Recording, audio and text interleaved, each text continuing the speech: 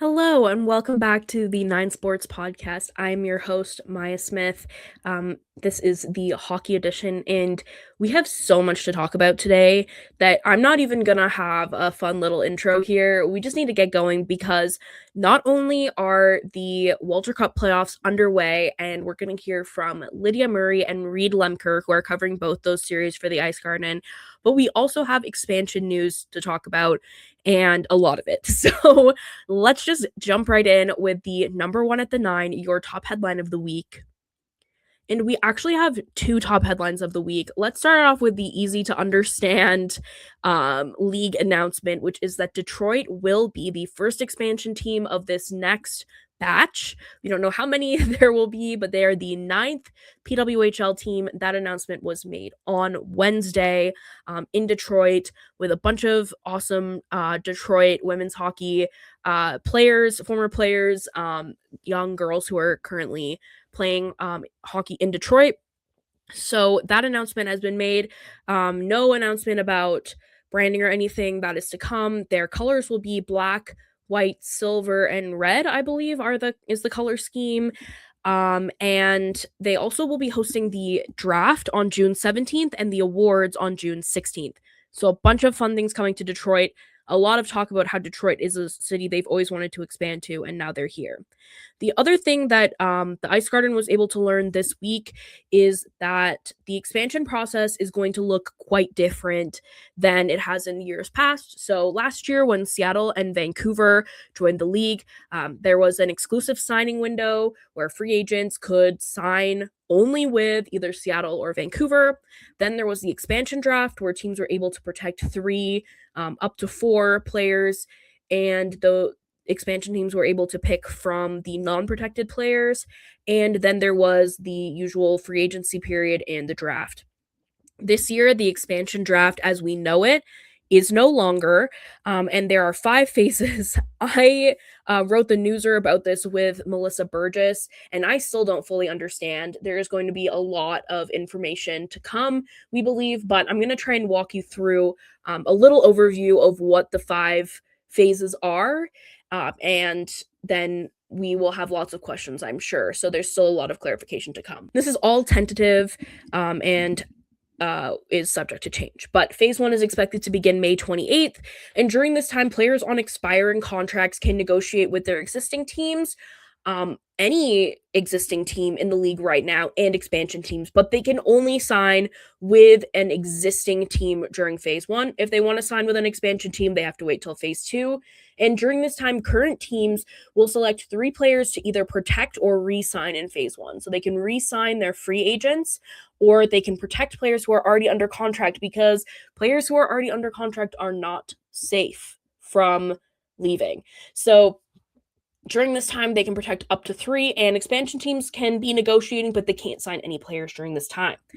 What expansion teams will submit in phase two is an exclusive negotiation target list where they have 20 players that they are looking to negotiate with, and they have to be willing to negotiate with these players. They can't just say their names. And this can include any player, whether their contract is expiring or not. So players who are on existing contracts, who are not protected by their teams, can be signed by an expansion team if they're on that exclusive target list. And if they are signed during this time, their contract is transferred as it is over to the expansion team. Players who are on expiring contracts, if they're on those lists, they can negotiate and sign with the expansion teams. And expansion teams have two ways that they can sign up to five players in phase two. And as far as we know, these are only applicable contracts to be offered to free agents, unrestricted free agents. So there is the expansion franchise offer and the foundational player offer. An expansion franchise offer is a big deal. It is the only time that we've been able to discern from this information that a player can be taken without any say in where they're going to end up. But in exchange for that, they can determine the length of their contract, and they'll be offered no less than $100,000 per year, or their previous contracts worth if their previous contract was higher than 100,000. And they can sign up for up to 4 years. They get bonuses, things like that for depending on how long they sign. And then there's also the franchise player offer, which is non-binding, so teams and players can be negotiating here, but teams have to offer at least a 2-year deal and at least 80,000 in the first year, with an increase to 82,500 in the second year. Anything else can be negotiated, but that's the bare minimum. If the player receives that franchise player offer, they can still go sign with another team, but they have to make at least 90% of the base salary of a franchise player offer. And if the expansion teams can't sign these unrestricted free agents during this time, that is when the unprotected players who are currently under contract could be chosen by these teams. So we don't know what that's going to look like yet. In phase 3, which will be June 6th, ideally, players on existing contracts can once again be protected by their team. So another 3 players, we believe. It's either a total of 3 or a total of 6. It wasn't clear whether the 3 players from before are included in this or it's another 3 players. Players who are on expiring contracts can sign with any team, including their current team, another team, or an expansion team during this time. And then expansion teams are able to sign up to 3 players on expiring contracts. And in phase 4, any player who was not protected in the earlier phases can sign a new contract with an expansion team, even if they weren't, or as long as they weren't on that original list that the teams gave. And players on expiring contracts can still sign with an expansion team. So current teams during this time can lose a maximum of 4 players between phases 2 and 4. And expansion teams should be able to sign enough players to reach a total of 10. If they can't, then they can sign unprotected players under contract, or there's a whole bunch of variations here that can come in. We're kind of just waiting for clarification on that. If they are restricted free agents, so their rights are owned by a team currently, they must be given a qualifying offer during this time. And if they're not, then they can go and sign with whoever they want to sign with. And then in phase 5, this is when more signings can happen. They can sign with existing teams. Then current teams can sign their players that are on expiring contracts, and this is when they offer their qualifying offers to players whose rights they still hold. And then we'll reach the entry draft, which is when the usual situation. We don't know who's picking in any order other than that Vancouver will be picking first, and that draft date we now know will be June 17th in Detroit. When that is complete, an open signing period will begin on June 19th. So any players on existing contracts at this point stay with their current team. The expansion situation is done there. Any players with expiring contracts who have not signed or been re-signed can now sign with any team. And the players whose rights are held by a team, if they haven't received a qualifying offer, they are free to go and sign with any team, even an existing team that's not expansion. So there's a lot of details here, a lot of phases, a lot of things that still need to be clarified. But some of the things that you can take away from this is that there won't be an expansion draft in the way we've seen it before, and that players will be given a lot more autonomy on where they go, with the exception of the expansion franchise offer. It seems that there is a lot. That is the only way that a player could end up somewhere against their will. Players who are under contract or things like that, we don't exactly know what will happen with them. But unlike in the previous year, where if they weren't protected, they could end up on any team, players will have more choice here. What this looks like for who teams are going to protect, all of that kind of stuff. There's so many conversations to be had, and we will definitely have all of that content for you once the playoffs start to wind down. So speaking of the playoffs, Boston and Ottawa are tied in their series, and Montreal and Minnesota are tied in their series. Both series are going into game 3. And we are joined by Reid Lemker, who is the Minnesota Frost beat writer here at the Ice Garden and the host of Frostbites on the Ice Garden YouTube channel, and Lydia Murray, who is the Boston Fleet beat writer here at the Ice Garden. They are going to break down everything that's going on in both of their series, so let's jump into that. All right. Reid and Lydia are here. So let's jump into the playoffs. What we've seen so far, two series that are tied up, one game apiece. Minnesota and Montreal play tonight when you're watching this, and then Boston and Ottawa have had a long break, and they'll finally play again on Friday.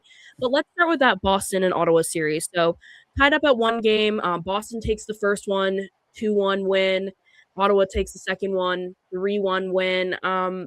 Lydia, I'm wondering if you think anybody kind of has the edge as we go into game three, or if it's like a blank slate. I think it's more like a blank slate. So far, this series has gone just about as expected, with the exception of it hasn't gone to overtime, which I won't complain about. But I mean, it's been low scoring. There've been 1 goal games. The first one was technically 2 goals, but I mean, empty netters. So even the Charge, we're talking about it like a 1 goal game. Um, yeah, the goalies have been excellent. So it's just, I don't think anybody's got a clear edge right now, and I don't really expect anybody to end up with a clear edge. Mm-hmm. They're so evenly matched. Yeah, it's crazy. I mean, the only thing that I said ahead of the series that could give Boston an edge is their defensive structure, and it's what gave them the edge in game one, but then it took a hit in game two. So I'm not convinced they can keep it up for all 5 games against this specific team, because the Charge just seem to have them figured out. Where, I mean, they didn't crack 20 shots in game one, and they barely cracked it in game two, and yet they're scoring on Aaron Frankel. That's not common, but they just know how to beat her, and they know if they get that traffic in front, they send those shots through. At the end of the day, she's a short goalie. She can't see over people, so if the Fleet aren't clearing them out, the pucks are going to go in. Yeah, as a 5-1 goaltender for like 15 years, I can relate to that. Um, speaking of that though, so we saw in game two, Salvalainen, Katarova, and Hughes for Ottawa all got on the board. I know Ottawa isn't the team that you spend most of your time covering, but do you think that Ottawa's offense has finally shown up and they don't have to rely on Jenner to score, or was that kind of an anomaly? I think it was more an anomaly, because you look at, I mean, the goals that have been scored so far. Game one, it was Larocque from right in front of the net on the power play, and it was a 5-minute power play at that, after killing a couple other minors in what was a beyond chaotic first period. So many penalties. I don't know what they were on, but they were busy. And then, like, game two, you said the Savalainen shot came in through traffic. Those aren't going to be stopped very often, but they're also not going to happen very often that it's getting all the way through. And then the Katarova goal is one that Franco will stop 9 times out of 10. It was fluky. It just kind of bounced over her. So, yeah, I don't think it's necessarily a sign that the Chargers offense has arrived, but at the same time, the Fleet have done an excellent job of watching Jenner and Leslie so far. They haven't really been able to do anything. So it's promising for the Charge that other players are finding ways to score, even if it's not, goals that are necessarily sustainable. Fluky goals win series. Absolutely. Yeah, and I mean, I was actually, Reid, I want to know your opinion on this too, but we saw two game ones that were a little bit out of control, penalties everywhere, major penalties, suspensions, which we'll talk about the Curl suspension a little bit later, but what do you think happened there? Because we then saw the two subsequent games be a little bit quieter. Do you think it was just a case of like, oh my god, the playoffs are here, or was there kind of like something weird going on? You want to start, Reid? Yeah, I'd love to. I think it's like so many things. I would say it's probably a combination of a couple things. Speaking to the Minnesota Montreal series, like I think both teams settled in a little bit. I do think last night's game was quite chaotic, even for a 0-0 game through 5 periods or whatever it was. So I think it was teams settling in. And I also wonder, too, if it's referees settling in a little bit and just calling games slightly differently and sort of feeling that out in the playoffs. Because last night's game between Minnesota and Montreal had plenty of opportunities, I thought, to call some more penalties and, have more power play PK opportunities. But it definitely felt like maybe the referees had shifted just a little bit in what they were going to call. And then, as that game goes on from the third period on, kind of with it so tight, in game flow, referees are not going to call anything unless it gets a little crazy. So I wonder if it's a little bit of both. Mm-hmm. Yeah, I agree with all of that. I do think the referees settling in had a lot to do with it, especially in the Boston game. Because I mean, there were penalties that could have been called in the remaining periods, and they weren't. They just kind of everybody settled in a little bit, which was good. And I think also, I mean, the Fleet and the Charge did adjust a little bit, just because neither team is great in a chaotic game.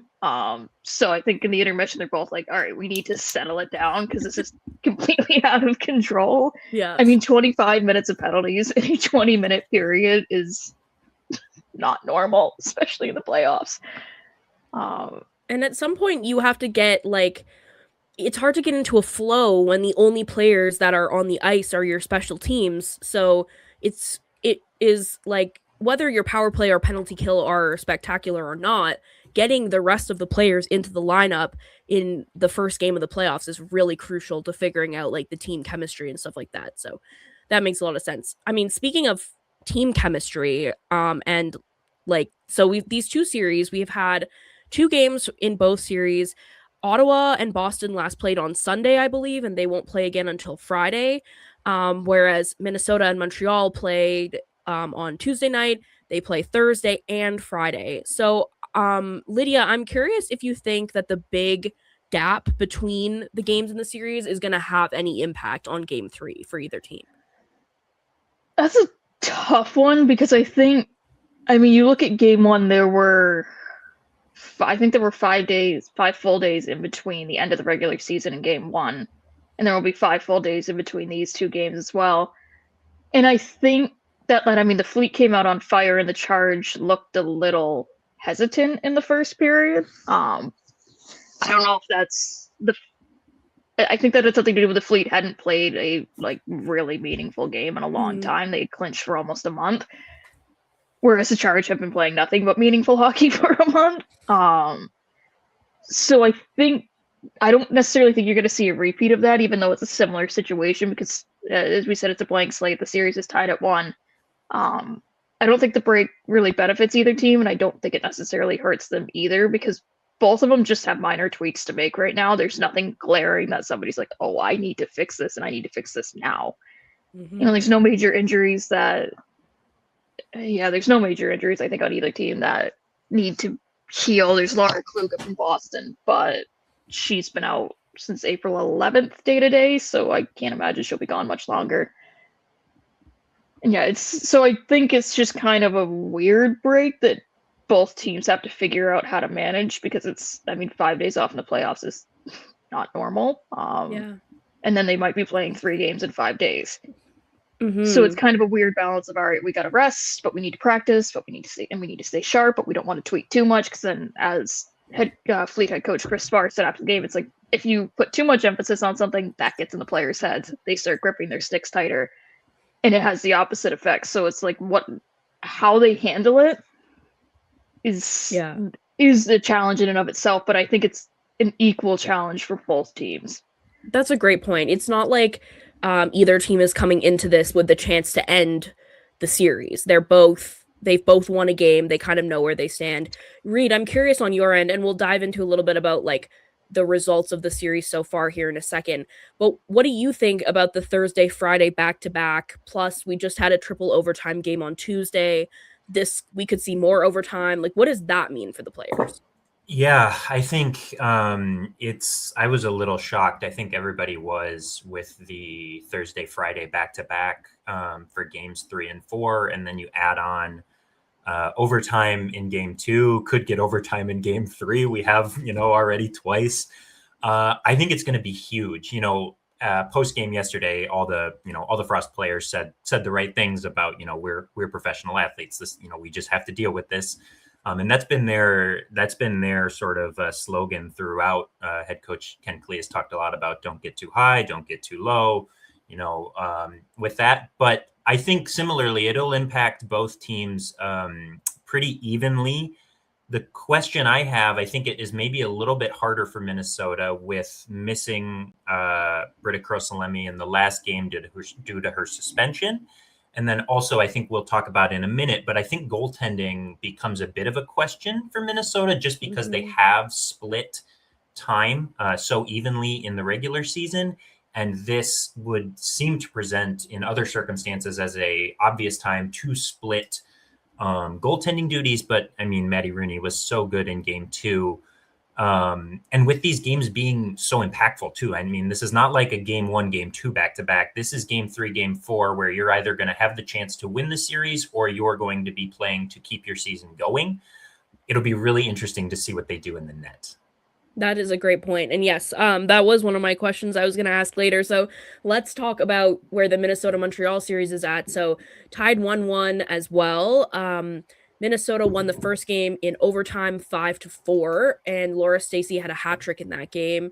Jinsey Rose with the overtime winner as well. And then Tuesday night, Montreal won in triple overtime, 1-0. Poulin, of course, scoring the overtime winning goal. Thank goodness, because we all wanted to go to bed. So yeah, 2 completely different games. And I had written when I was prepping for this podcast, where did the offense come from? And then I watched almost 2 full games of zero offense on Tuesday night. So where did the offense come from? And then subsequently, where did it go, do you think? Playoff hockey is just the best, right? Like we get 5-4 overtime, goals galore, and then yesterday just 0-0 forever.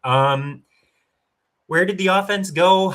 I don't know. I think I will say, like, obviously the scores were very different in these games, but I think for like large portions of this game and last game, I think the Frost are probably pretty happy with the way they played. I think both teams last night created plenty of chances. Both goalies were phenomenal. Maddie Rooney, especially in overtime. So it's a weird one where you play 3 overtimes, you don't score a goal. But I think the Frost probably feel pretty good about the way they played in a large portion of that game. That said, they've now been shut out by Montreal in 3 of their last 4 games, if we go back to the regular season. So it's one of those things where, like Lydia said, small margins, the puck goes in or it doesn't. They have a couple 2-on-1s, they don't score. And that's kind of the way it goes. I do think, importantly, the loss of Britta Curl-Salemme for that second game, I think, is really important for Minnesota. They lost Dominic Petrie early in the season, and she kind of really held down that third line center, kind of a perfect player for that role. And the coaching staff has moved Curl-Salemme out of the top 6 and put her third line center with Sam Cogan and Abby Hustler in game 1.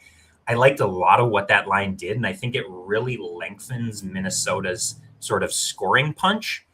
And so you lose her for game 2, and I think in a lot of ways, Minnesota kind of becomes not a 2-line team, but they have 2 lines that can really drive offense instead of 3. So I think that has an impact too. But yeah, where'd the offense go? Great goaltending. That's what I got. And honestly, yeah, Maddie Rooney, I have said my feelings about the Frost goaltending this year. You have as well, both on this show and your own show. But she was fantastic on Tuesday night. Like, that was the Maddie Rooney that played in the Olympics for Team USA and was one of the best goaltenders in America. So then, I mean, we have to talk about the Curl suspension here in a sec, but do you go with Rooney in game 3?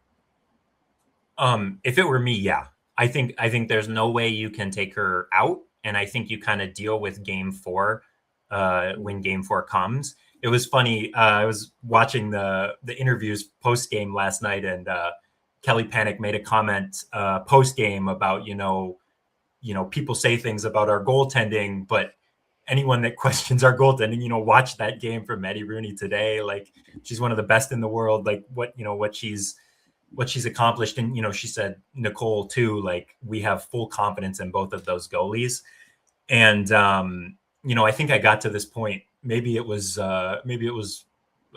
period 4, period 5. I don't know. But I just think at some point there's something to be said for being in situations like this before and playing in big games and having that track record of being able to improve your play in big games and in the playoffs, where it's just hard not to trust that Rooney or Hensley to some extent are going to be able to be better than they were in the regular season in these playoff games.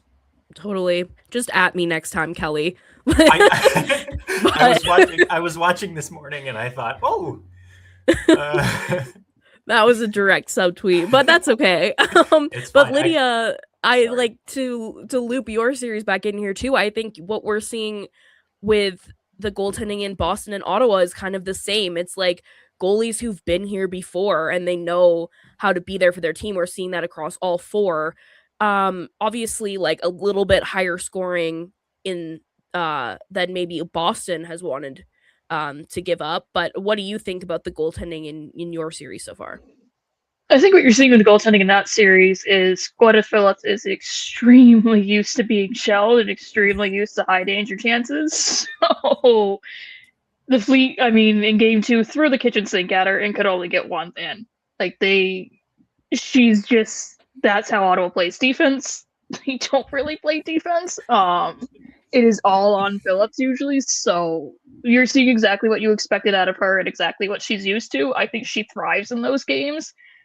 Whereas at the other end of the ice, you were seeing, I mean, you can't criticize Frankel because she really hasn't, none of the goals have been on her necessarily, except, I mean, the Katarova goal, again, it's one she wants back. That's not a goal she usually lets up, but every goalie's going to have those every now and then. It's just a fact of goaltending. You're going to want some of them back. But the other goals that went in, as I said earlier, like, she's a short goalie. If the Fleet do not clear the traffic out in front and she can't see that shot coming, she can't stop it.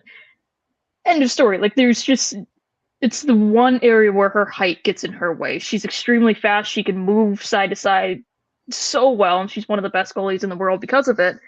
But those point shots can get her if she... Mm-hmm. So that's why, I mean, the Fleet's defense has been so strong this year, and they've done such a good job of making sure she can see those shots, but once they don't, again, you see Frankel's weakness right there, and the Charge know exactly how to exploit it. And part of me does wonder if that's because they have Phillips, and Phillips has played with Frankel for so long that they know each other so well, they know each other's tendencies and all that kind of stuff. So I'm like, does that help with their scouting? I honestly don't know, but it was just something that popped into my mind that I'm like, why are the Charge the only team that has seemed to figure out that that's how you have to shoot on Frankel? That is a really great point. I mean, when I was playing, granted I was not playing in anything nearly this important, but I loved giving the scouting report on any goalie that I knew to my team. So I totally could see that being a thing. I mean, nobody knows you better than your goaltending partner. So we definitely could see that. I think that's a really good point. And I mean, Davienne, we haven't really talked about her very much. I don't think game 1 was her best game that she's ever had. But I mean, I think, you know, you get a shutout in triple overtime in game 2. Like, there's not much that you can say about that. Anything to add on that, Reid, before we talk about the elephant in the room? No? Okay. I was just going to say, I think it speaks to both of those goalies that after a game that probably both of them won a couple back, they come back and literally shut the door on chance after chance and go 3 overtimes. Absolutely. Yeah, I agree. Okay, so let's wrap it up with the Curl suspension here. So Britta Curl, 5 minutes and a game misconduct in game 1 against Montreal for a hit to the head. I think it was Willoughby that got hit. I can't remember. But anyway, the league chose to give her 1 game suspension and a fine for some other incidents that had happened in the game. I think there was a sentiment among media and fans that after a player has had multiple suspensions throughout her career, 1 game just doesn't really cut it. And I think with what you've been saying today, she really is a key member of this Frost team, and that possibly 1 game isn't really enough to take away from what she brings to the Frost. What do you think? Yeah, I mean, I would say first, that I was also surprised. I think, like you were saying, like everyone, that it was one game for the hit itself, and then also just for her past suspension and sort of suspension history. I think hits to the head to me feel like a place where I really wish the league would be a little more strict in terms of punishment. I think they are some of the most dangerous plays that we get in hockey. And I think it's a place where you can really sort of draw a line with player safety. And so I sort of, I wish the line was drawn in this situation and in all hits to the head situations. I'm kind of with you on the games piece. And I personally really don't like the idea that playoff games are more valuable. So a 1-game playoff suspension is really 3 regular season games, or however we mathematically figure that out. I mean, to me, a hit to the head is a hit to the head. And I don't necessarily care about the context of when it happened. Like, you have to, I think, punish it in a way that is going to be firm and not necessarily shift based on when it happened in a game or what the game situation is. That's a great point. And yeah, I think there's been a lot made about the Curl suspension specifically because of who she is, especially among fans. But any player, we're talking about any player here, like any player who initiates a contact through hit the contacts through the head that has previous suspensions, it's across the board. It should be worth more. There should be more games, the more that you go through that. If I can hop in for a quick second. Oh, my voice. The thing with Curl that to me made just the 1-game suspension worse is she's been suspended twice for illegal head hits. It's not just random suspensions that she's incurred, no, including an illegal head hit in the playoffs last year. Yeah. It's like, this is not only is she a repeat offender just from a suspension standpoint, she's a repeat offender from the suspendable play standpoint. So that, to me, it's like clearly the 1 game is not getting the message through, so you need to do more. And then also, I mean, Rylan McKinnon was suspended for an illegal check to the head in the Boston series, game 1. And unless there was some sort of crazy angle there, those hits aren't equivalent. McKinnon, I mean, suspending for 1 game is fine. She did hit her in the head. Like we said, a hit to the head is a hit to the head. They should be punished. But Curl's definitely was a little more blatant in my eyes, at least from the angles that we saw. And so to give them the same punishment, especially with the repeat offender status, it's like, there's got to be some more consistency here. That's a great point. Yeah, it's such a good point, Lydia. Like, with previous suspensions with the same hit, you know, like should count even more when factoring in that discipline. I think that's such a good point. And the same situation, I was looking for Alyssa's article on one of the other times that Curl was suspended for only 1 game, and it was game 1 of the semifinal series last year. Same exact situation. So at some point, as you said, Lydia, like, it's not getting the 1 game suspension isn't getting things across, and that's why repeat offenders do get longer terms with their suspensions. And yeah, so on that note, so we'll see kind of this series probably wrap up before next week. Does anybody want to give a top shelf prediction about what you think we're going to see by the next time that I'm recording this show? I think they're both going 5. Yeah. It's not a bold prediction there, but they're both going 5.